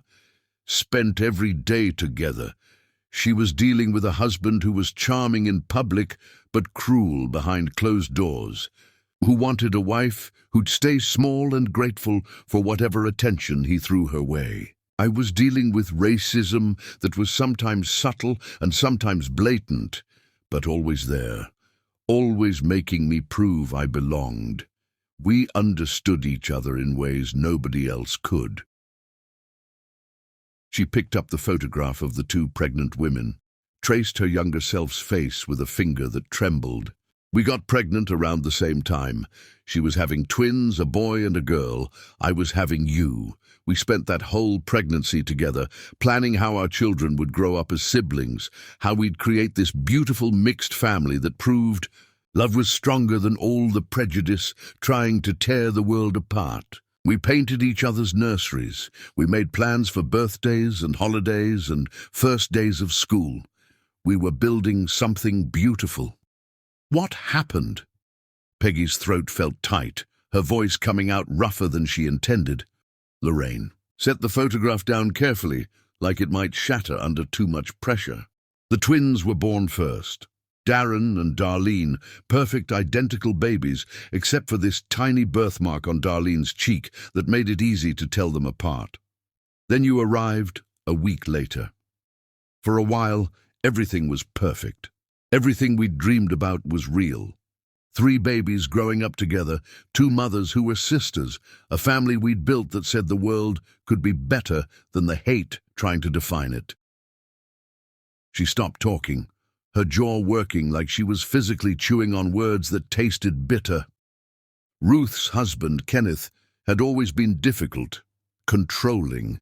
But after the twins were born, he got worse, started disappearing for days at a time. Coming home smelling like perfume that wasn't Ruth's, making excuses that fell apart if you looked at them too closely. Ruth knew he was having an affair, but she had 2 infants and no money of her own and no real way to leave, so she stayed and pretended not to notice when he'd vanish for entire weekends. Lorraine stood up abruptly, walked to the window, her back to Peggy. "The fire wasn't an accident," she said, the words coming out flat and dead. "Kenneth set it. He wanted to erase his entire family so he could start fresh with the woman he'd been seeing. Thought if it looked like an accident he'd get insurance, money and sympathy, and nobody would ever know what he'd really done." The statement hit Peggy like a physical blow, stealing her breath. "But Ruth and Darren survived. How do you know he set it?" "Because I found proof." Lorraine's voice dropped to barely above a whisper. 2 weeks after the fire, a neighbor came to me. Said he had a security camera, primitive thing by today's standards, but good enough. He'd captured footage of Kenneth at 3 in the morning, the night of the fire, pouring gasoline around the foundation of his own house, just methodically preparing to murder his family while they slept upstairs, trusting he'd keep them safe. "Did you go to the police? Show them the evidence?" Lorraine shook her head, still facing the window. "Kenneth died in a drunk driving accident 2 years after the fire. Single vehicle collision, drove straight into a concrete barrier doing 80 miles an hour. By the time I saw that security footage, he was already dead, already beyond any justice we could serve. And Ruth was so completely destroyed by losing Darlene, so broken by grief that she could barely function, and I made a choice." She turned around then, faced Peggy directly. "I decided not to tell her the truth, decided it would be kinder to let her believe the fire was a tragic accident, that she could remember Kenneth as a flawed man who'd made mistakes, but not as a monster who'd looked at his sleeping children and decided they needed to die. I thought I was protecting her from knowledge that would destroy what was left of her after grief had already taken so much." "That wasn't your choice to make." Peggy's voice rose despite her intention to stay calm. "She deserved to know the truth, deserved to direct her grief and rage at the person who actually caused it, instead of blaming herself or God or random chance. And I know that now." Lorraine's shoulders sagged, decades of guilt written across her posture. "I've known it for years, have spent countless nights lying awake, wondering if I did the right thing or if I just took the cowardly path, because telling The truth would have forced me to admit I'd brought you to live next door to a man capable of murdering children, that I'd missed every warning sign, that my judgment had been catastrophically wrong. She moved back to the table, sank into her chair like all the strength had drained from her body. But here's what you need to understand. Ruth never knew I was hiding that truth from her. She only knew that I survived with my child intact, while she lost her daughter, and in her grief she needed someone to blame. She convinced herself that if our positions had been reversed, if it had been you trapped in that fire and her children safe, I wouldn't have done enough to save you. She made me into the villain of her story because she needed a villain, and Kenneth was already dead and couldn't serve that purpose. So your friendship just ended. She moved away from that neighborhood within a month of the fire, took Darren and disappeared, and I never saw her again. Never heard from her. Just had this hole in my life where my best friend used to be. This grief that was almost as painful as watching her lose Darlene, because I lost them both on the same night in different ways. Lorraine looked directly at Peggy, her face wet with tears now. When you brought Darren home, I recognized him immediately. He looks exactly like Kenneth did at that age. Same eyes, same jawline, same way of tilting his head when he's listening. I thought I was going to die right there in my kitchen because the ghost of the man who'd tried to kill my best friend had walked through my door wearing my daughter's engagement ring. Peggy sat in stunned silence, trying to process information that kept rearranging her understanding of everything. "You need to hear the rest from Darren," Lorraine said finally. "You need to let him tell you what he discovered when he started digging into his past, what brought him to you in the first place. Because if I tell you everything, you'll hate me. And I can't bear that, not after everything else I've lost. Why didn't you warn me sooner? Why did you let me fall in love with him before telling me any of this?" "Because I was protecting you the same way I tried to protect Ruth, by hiding ugly truths I thought you couldn't handle. But all I did was repeat the same mistake that destroyed my friendship in the first place. All I did was prove that some people never learn, no matter how much their choices cost them." Peggy stood up, grabbed the photograph and article, and headed for the door. She needed air, needed space, needed to confront Darren with all of this before her head exploded from the pressure of too many revelations arriving too fast. "I need to go," she said without turning around. "Peggy, wait." But Peggy was already out the door, leaving her mother sitting alone in that kitchen with 40 years of guilt and regret for company. And the look on Lorraine's face would haunt her for days. The look of someone who'd finally confessed their worst sin and was waiting to discover if forgiveness was even possible anymore. Chapter 7. The Truth He Couldn't Hide Anymore. Darren was pacing the living room when Peggy walked in, and one look at her face told him everything he needed to know. The secrets were out. The lies were exposed. The reckoning he'd been dreading had finally arrived. "She told you," he said. Not a question, but a statement, delivered with the resignation of someone who'd always known this moment was coming. Had just been hoping to postpone it a little longer. "She told me some of it. About the fire, about your father setting it, about the security footage that proved it wasn't an accident. But she said I needed to hear the rest from you, that there were pieces of this story only you could explain." He nodded, gestured to the couch. When she sat, he reached for her hand, and was grateful when she didn't pull away immediately, even though he could feel the tension in her fingers, the way she was holding herself separate despite the physical contact. "I didn't know any of this until 3 months ago," he started, his voice rough from hours of crying he'd been doing before she arrived home. "I grew up believing what my mother told me, that the fire was a terrible accident, that sometimes horrific things happen for no reason, and you just have to find a way to keep breathing despite the loss. She raised me alone after my father died in that car accident, and we never talked about Darlene, except in the most general terms, because it hurt her too much to remember, to say her name out loud and acknowledge that piece of our family that had been burned away. He took a shaky breath, his jaw working. I knew your mother and mine had been friends once. My mother would mention it occasionally when she was feeling particularly sad, usually on Darlene's birthday or the anniversary of the fire. She'd say things like, Lorraine and I used to celebrate together, or Lorraine would know what to say to make this hurt less. But she never explained why the friendship ended. Just said that grief sometimes separates people in ways that can't be bridged. Peggy stayed quiet, letting him talk, and he was grateful for the silence that gave him space to get this all out before his courage failed. When we applied for the marriage license, they required birth certificates and all kinds of background documentation. I'd never actually looked at my birth certificate before, had just trusted that whatever my mother said about my origins was accurate. But when I really looked at it for the first time, I saw that my original birth certificate had been sealed and replaced with an amended one when I was 4 years old. Why would it be amended?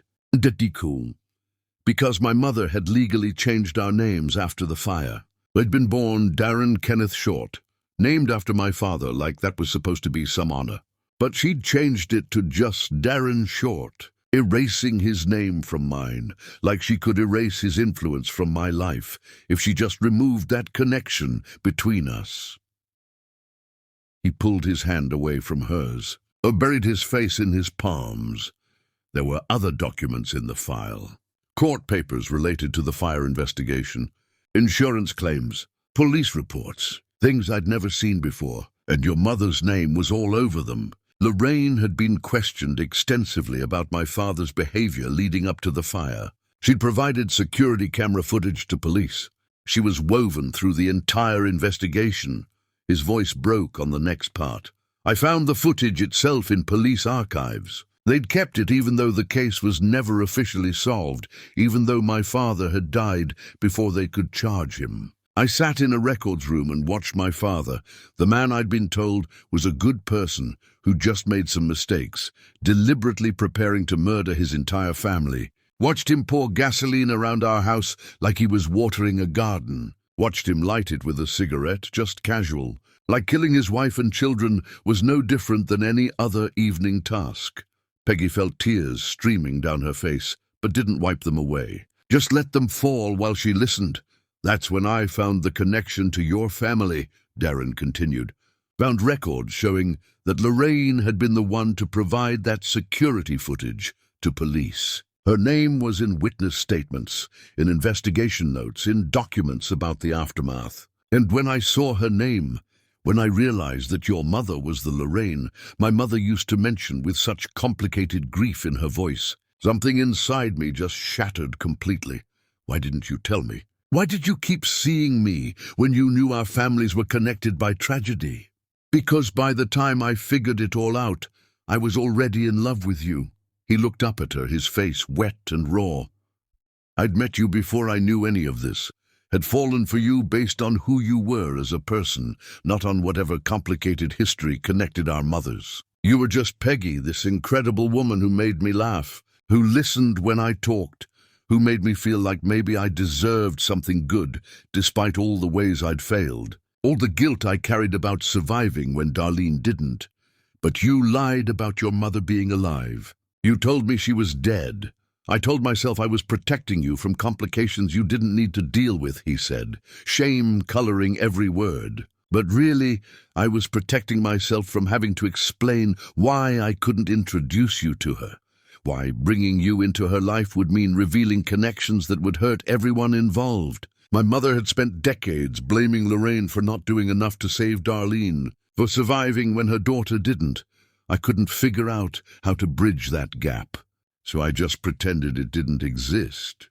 He stood up, crossed to where she sat, knelt in front of her so they were eye level.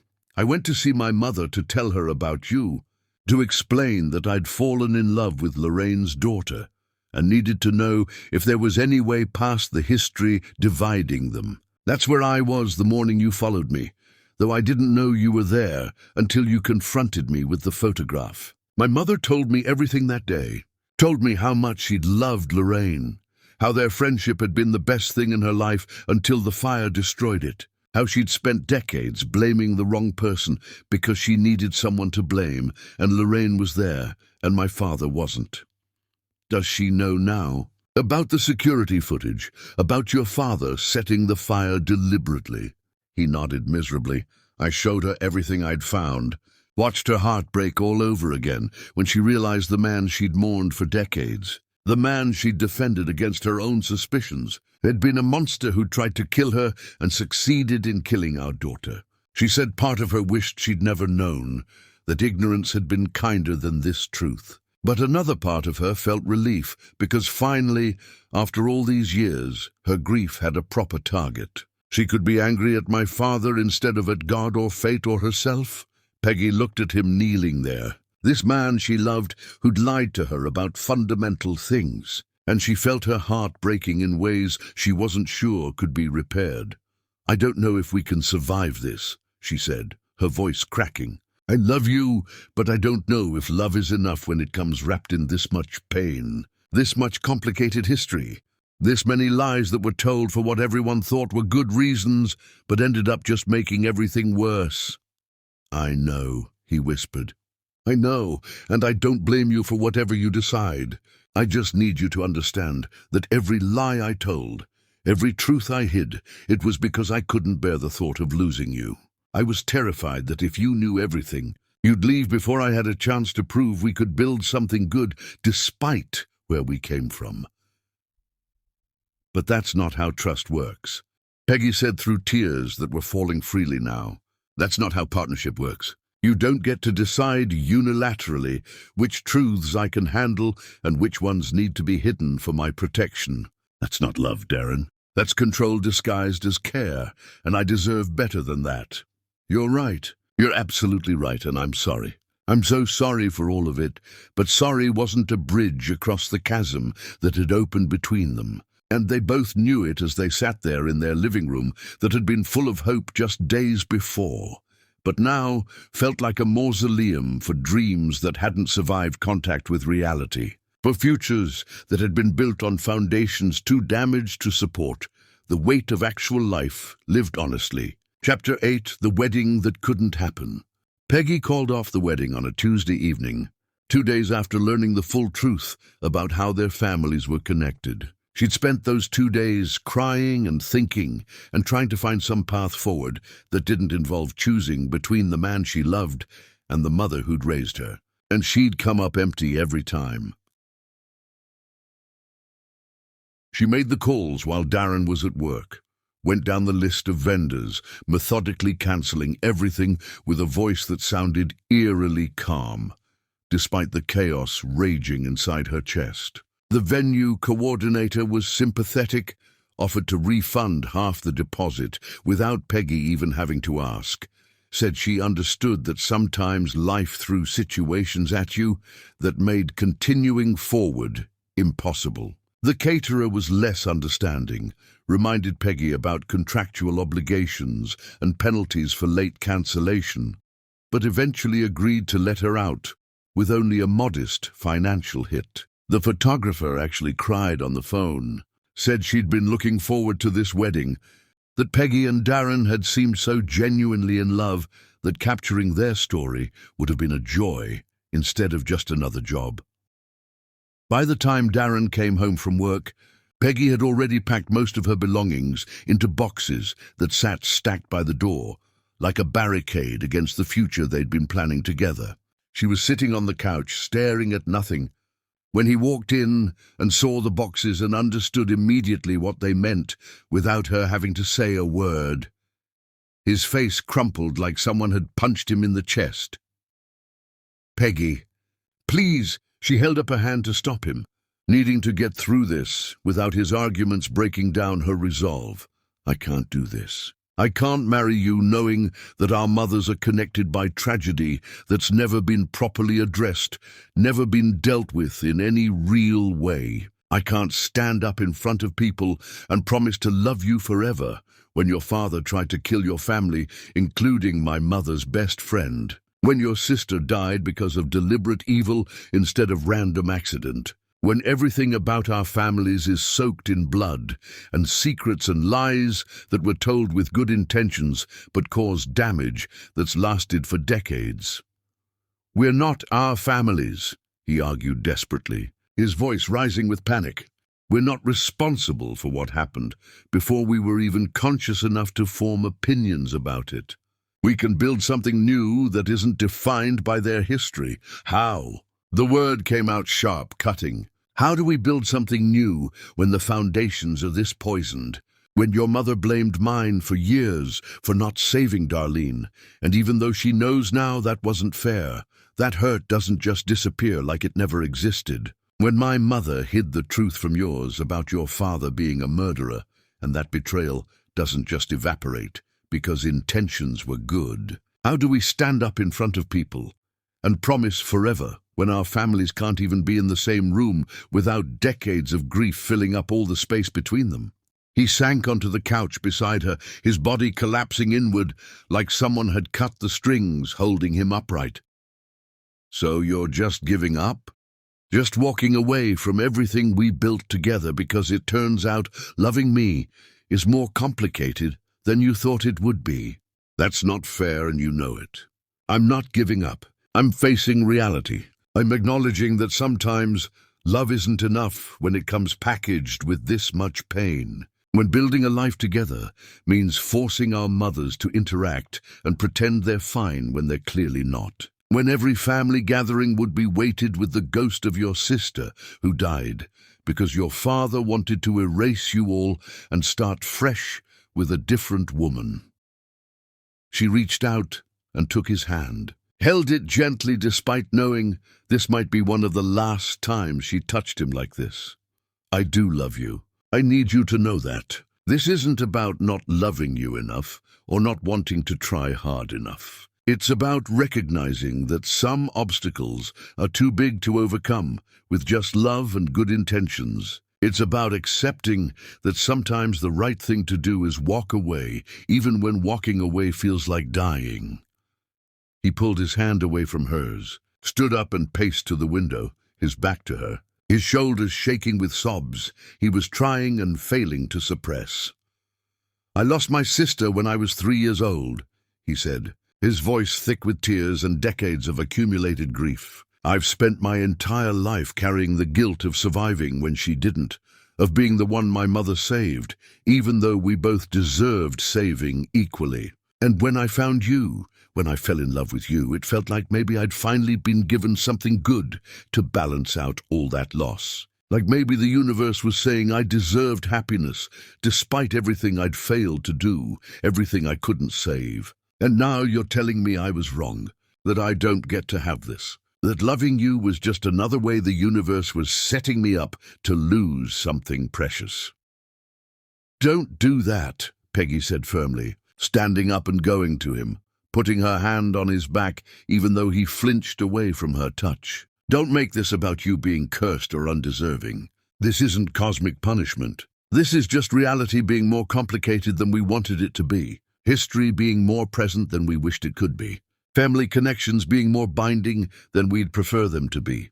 Then what do we do? He turned to face her, his face wet and blotchy from crying. How do we fix this? Because I can't lose you, Peggy.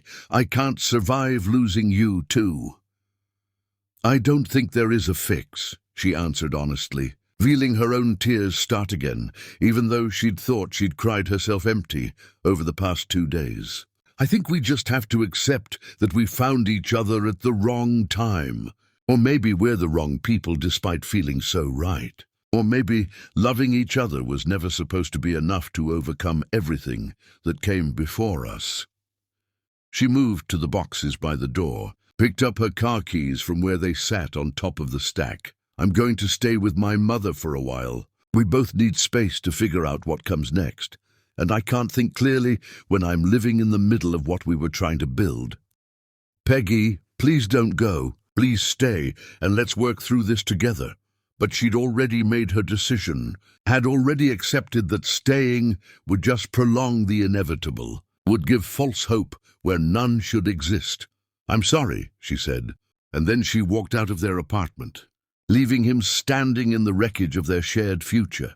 She drove to her mother's house, with tears streaming down her face so heavily she could barely see the road, her hands gripping the steering wheel until her knuckles went white. Lorraine was waiting on the porch when she arrived, had somehow known she was coming, even though Peggy hadn't called ahead. She helped carry boxes inside without asking questions, made tea neither of them would drink, just sat with Peggy on the couch and held her while she sobbed until no more tears would come. "I'm sorry, baby," Lorraine whispered into her daughter's hair. "I'm so sorry my choices helped create this situation, that my mistakes are costing you happiness you deserve." But there was nothing to say that would make it better, no words that could transform this tragedy into something more bearable. The wedding dress stayed in its bag with tags still attached, a monument to futures that wouldn't happen. The invitations went into the trash unsent, their elegant calligraphy announcing celebrations that had been cancelled before they began. The venue sent a confirmation of cancellation that felt like a death certificate, for something that had never quite been born, but had been real enough in their imaginations to grieve. And that night, Peggy lay awake in her childhood bedroom, staring at glow-in-the-dark stars she'd stuck to the ceiling years ago, wondering how she'd survive this loss, how she'd recover from loving someone she couldn't have, despite nothing being technically wrong with either of them individually, just with everything that surrounded them and connected them and made their love feel like standing in a minefield where any step in any direction risked detonation that would destroy everyone involved. Chapter 9. The Mother Who Finally Broke. 3 weeks after Peggy had moved back home, after 3 weeks of going through the motions of living while feeling like she was watching her life happen to someone else from a great distance, her phone rang at 2 in the morning with the call that shatters whatever fragile equilibrium you've managed to construct from the pieces of your broken world. Nurse from County General Hospital identified herself with the kind of careful calm that medical professionals use when delivering news that's going to alter someone's reality, and she said words that sent ice water through Peggy's veins. Heart attack. Ambulance, her mother, critical but stable. Come immediately. Peggy drove through empty streets with her own heart racing, terrified that she might lose her mother before they'd had a chance to repair what had been damaged between them. Before she'd been able to tell Lorraine that despite the anger and confusion and sense of betrayal, she still loved her mother with a fierceness that transcended any mistakes that had been made, any secrets that had been kept for reasons that seemed good at the time but had caused so much damage. When she arrived at the hospital and was directed to the cardiac care unit, she found her mother looking small and fragile in the hospital bed, connected to monitors that beeped rhythmically, her face grey against white pillows that made her look even more diminished than she already was. But when Lorraine saw Peggy in the doorway, her eyes filled with tears, and the first words out of her mouth were an apology. "I'm so sorry, baby. I'm so sorry for all of it. Sorry my choices broke your heart. Sorry I thought hiding the truth was protecting anyone, when all it did was let wounds fester instead of heal cleanly." Peggy went to the bed, carefully took her mother's hand, mindful of the IV line running into her arm. "Don't talk. Save your strength. We can deal with everything else later when you're better." But Lorraine shook her head weakly, squeezed Peggy's hand with what strength she had. "I might not have a later. When I felt my heart stop beating right, when I collapsed at work and thought I was dying right there on the hospital floor, all I could think about was that I'd destroyed your chance at happiness because I couldn't face my own past, honestly. I can't die with that on my conscience. I need to make this right while I still have time. You're not going to die." "The nurse said you're stable." "Stable isn't the same as safe," Lorraine said. And there was something in her expression that suggested she'd come to some decision during whatever time she'd spent alone before Peggy arrived. "I need you to call Ruth. I need her to come here. It's time we all faced this together instead of letting it keep poisoning everything it touches. Instead of letting our mistakes destroy another generation." Peggy felt resistance rise instinctively in her chest. "Mama, you just had a heart attack. You don't need that kind of stress right now. You need to rest and recover and get your strength back." "I've been resting for 40 years, Lorraine said with more force than her physical state suggested she should be capable of. "Been resting and hiding and convincing myself that not talking about difficult things was the same as dealing with them. I'm done resting. I'm done hiding. I need to face Ruth and tell her the truth, all of it, every piece I've been keeping locked away. And I need you and Darren there to hear it too, because this involves all of you. Not just two old women who made mistakes when they were young and didn't know any better." So Peggy made the call, her hands shaking as she dialed the number Darren had programmed into her phone months ago. The one labeled simply Ruth, without any additional context needed. When Ruth answered on the third ring, her voice cautious and confused, because who called at 3 in the morning, unless something terrible had happened? Peggy explained about Lorraine's heart attack, about her mother's request to see her, about how Lorraine said it was time for all the truth to finally come out into open air, where it could either kill them or set them free. There was a long silence on the other end of the line, long enough that Peggy thought maybe the call had dropped, and then Ruth said quietly, "Tell her I'll be there in 2 hours," and hung up without another word. When Ruth arrived at the hospital, Darren was with her, and seeing him made Peggy's chest ache with loss she'd thought she'd started to process, but apparently hadn't even begun to really face. He looked terrible, like he hadn't been sleeping or eating properly, like the last 3 weeks had aged him years beyond his actual time on Earth. Their eyes met across the hospital room and held for a moment that contained everything they couldn't say out loud. All the love and loss and complicated history that made something as simple as a hug feel impossible. Ruth moved into the room like someone approaching a battlefield she'd sworn never to revisit. Her body rigid with tension, her face carefully blank, prepared for attack or maybe just for pain. She stood at the foot of Lorraine's bed, looking at the woman who'd once been her best friend.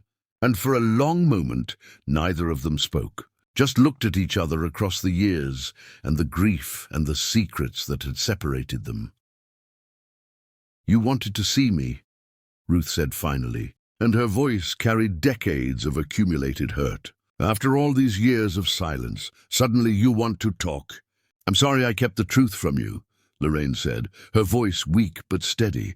"I'm sorry I let you spend 40 years thinking the fire was an accident when I knew it wasn't. I'm sorry I let you blame yourself and blame me and blame fate when the real monster responsible was already dead and beyond any justice we could serve." Ruth's face crumpled and she gripped the footboard of the bed, her knuckles going white with pressure. You knew Kenneth set that fire, knew my daughter died because her own father wanted to erase us, and you never told me. You let me spend years thinking it was my fault, that I should have woken up sooner, should have gotten to Darlene faster, should have somehow done something differently that would have saved her life. I thought I was protecting you from knowledge that would destroy what was left of you after the grief had already taken so much. I thought you needed to remember Kenneth as flawed and difficult, but not as a murderer, who'd looked at his own children sleeping and decided they were obstacles to be eliminated.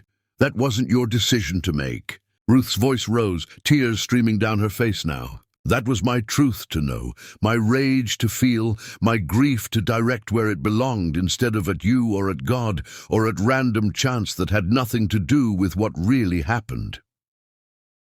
I know that now.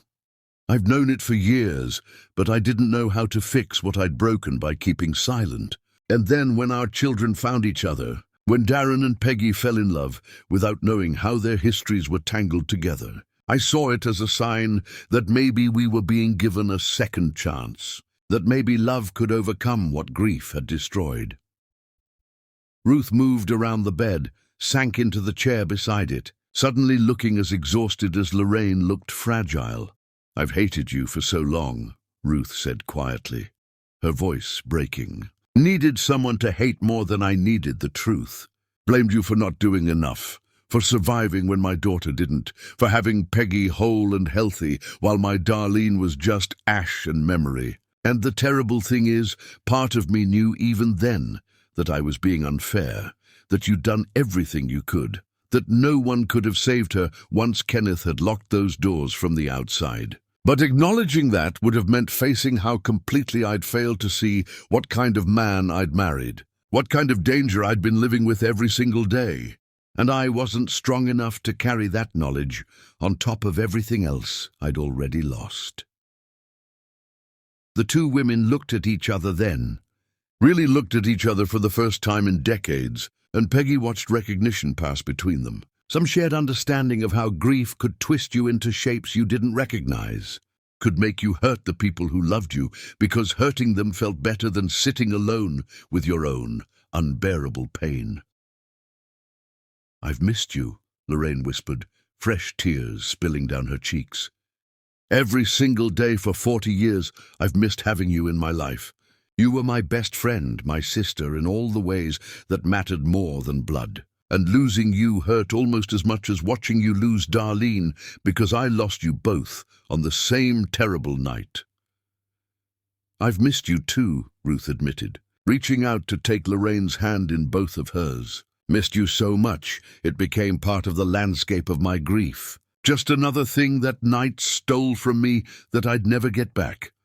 They sat like that for a long time, two mothers who'd been best friends before tragedy drove them apart, holding hands and crying for all the years they'd lost, for the friendship that had been sacrificed to grief and misplaced blame and secrets kept with good intentions that had poisoned everything they touched. Darren moved to stand beside Peggy, and she let him take her hand, even though she'd promised herself she wouldn't soften toward him, wouldn't let physical proximity override the rational decision she'd made to protect herself from more hurt. "Our children found each other," Ruth said eventually, looking up at where Darren and Peggy stood together. In a world full of millions of people, they somehow found each other and fell in love without knowing they were connected by our shared history. That can't be coincidence. That has to mean something. "Maybe it means we're being given a chance to fix what we broke," Lorraine answered. "Maybe it means love is stronger than the worst things we've done to each other, stronger than the secrets we kept and the blame we misplaced, and all the ways we failed each other when we should have been holding each other up through the worst grief either of us would ever experience."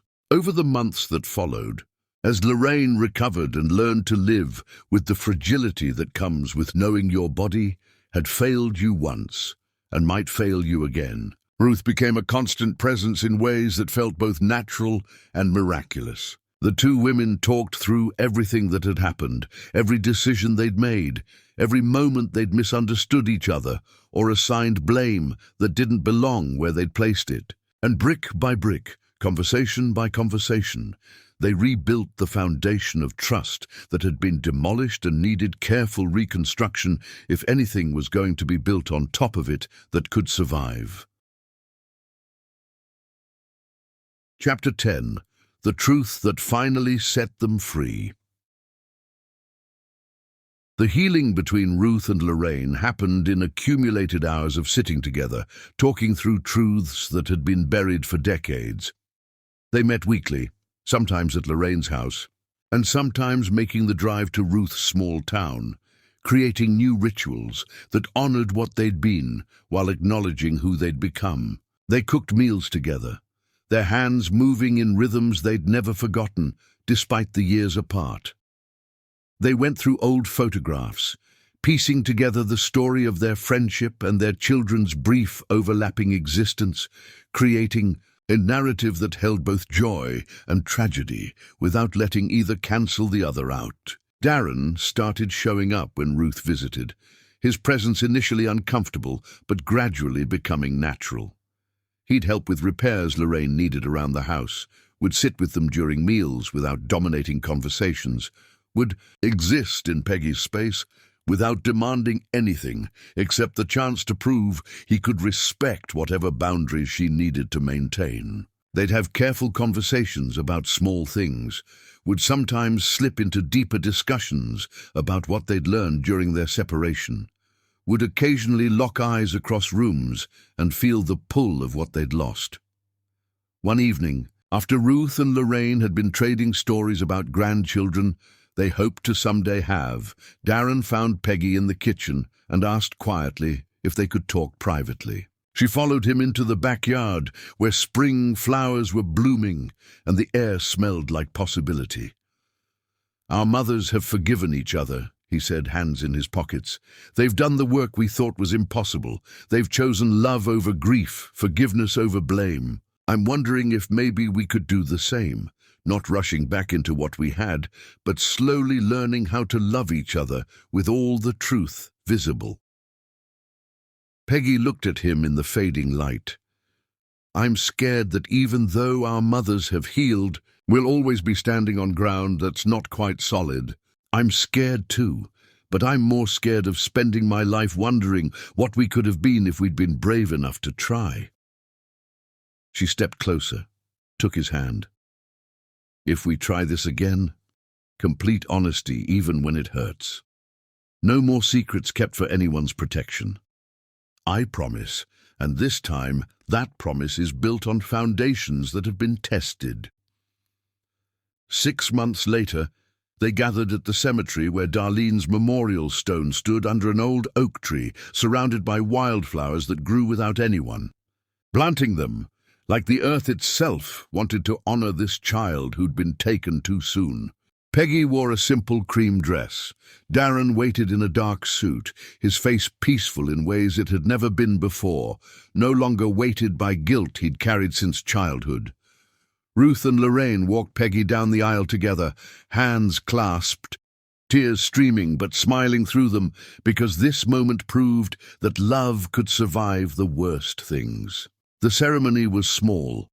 The officiant spoke about love being not just a feeling, but a choice, about the strongest relationships being built by facing difficulty together.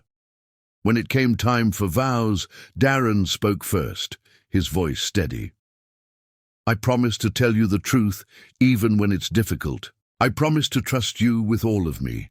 I promise to honor your strength by never protecting you from things you have a right to know. I promise we're building something new that doesn't have to be defined by what came before us, but to never forget that our history matters. And I promise to love you with everything I am, to choose you every day, to build a life that would make Darlene proud." Peggy looked into his eyes. "I promise to stand with you in truth. I promise to trust that you're strong enough to handle my honesty. I promise to honor the sister you lost by living fully, by refusing to let tragedy win. And I promise to love you not despite our complicated history, but including it, because all of it led us to this moment." When they kissed, their mothers held each other and cried. They walked to Darlene's memorial after the ceremony and placed white roses on the stone. Ruth knelt and touched it with trembling fingers, whispered words only she and her lost daughter could hear. Darren stood with his hand on his mother's shoulder, tears running freely. "She would have loved you," Ruth said, looking up at Peggy. "My Darlene would have loved you for making her brother happy." "I wish I could have known her," Peggy answered, kneeling beside Ruth. "I wish our children could grow up hearing stories about their aunt." "Indeed, they will. I'll tell them everything. About how brave she was, how her laugh sounded like music. I'll make sure she's not just a tragedy, but a person they know and love." The reception was at Lorraine's house, where the two mothers had once spent countless hours before fire and grief drove them apart. Late in the evening, Peggy found Ruth and Lorraine in the kitchen, heads close together, laughing, hands clasped on the table. Darren came up behind Peggy, wrapped his arms around her waist. Together, they watched their mothers exist in pure joy. "We did it," he whispered. "We survived the truth." "Better than whole," Peggy corrected. "We came out real, with foundations built on honesty, with families who know how to forgive, with love that's been tested and proven strong." As stars came out overhead, as their mothers continued laughing. It felt like the fire that had burned so much away had also cleared space for something new to grow, not forgetting what had been lost, because Darlene would always be missed, but learning to hold loss and joy simultaneously, to acknowledge that life contained both tragedy and beauty, that loving fully meant accepting risk, because the alternative was not living at all. They were family now, bound not just by vows, but by shared understanding of how much it cost to reach this moment. And as Peggy looked around at her mother, who'd owned her mistakes, at Ruth, who'd released blame, at Darren, who'd learned that surviving didn't make you guilty, she understood that this was what healing looked like. Not perfect, not without scars, but real and honest and built to last, because it had been tested by the worst and had survived to reach the best. The end.